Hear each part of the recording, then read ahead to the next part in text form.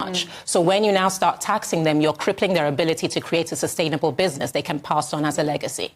That's the problem, isn't it, Jake? Because these changes that the Chancellor has brought in will mean that when farmers with ordinary-sized farms die, their children will have to find £200,000, £300,000, £400,000 of cash just to be able to inherit and carry on farming. Look, it's absolutely crazy, isn't it? So it's 100 acres, which is actually, in this day and age, not a financially sustainable farm. And that ignores the fact that if you've got 250 cattle, that's £250,000 of livestock that you've got to pass on.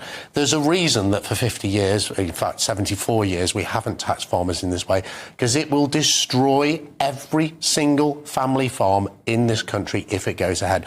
And on the question, Miriam, of this protest, I mean, what a contrast we've got from these pro-Palestinian protests going on every single week, including the centre of Birmingham on Remembrance Sunday. Farmers not allowed to come into... If you wanted any demonstration whatsoever that we don't have two-tier policing, we have multi-layered policing.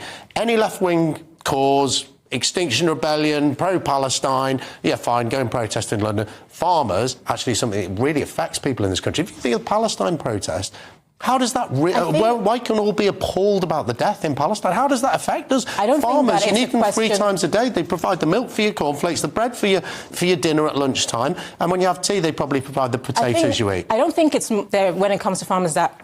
This is just my guess, I'm hazarding a guess, that it is two-tier policing. I think it's just one of the unfortunate situations of timing and logistics. Farmers work so hard, they don't have time to protest. Yeah, and then also the police. Everyone's protesting about something and everyone wants to go to London and Westminster, so they logistically have to have a timetable where does everyone go when they all want to go at the same time. And unfortunately, they've come at a time where they're kind of late to the game, so now they're suffering for it because there isn't the space or the logistics for it. Well, stop the Palestinian protest. This is something that matters to British people. Palestine, we're all appalled by it. We don't want to see children and women and people displaced. We don't want to see people killed. But farming matters to us. No farmers, no food. But there does seem to be a theme in the budget because obviously this is an attack on families, essentially, the ability for families to pass on something to the next generation. The raising of VAT on inheritance tax, attack on families, people who've saved up very hard to send their children to private school. The scrapping of the household allowance for child benefit is an attack on families. Correct. Is there a deliberate theme here from Labour? I don't think it's a deliberate theme. One thing you have to do is see the bigger picture.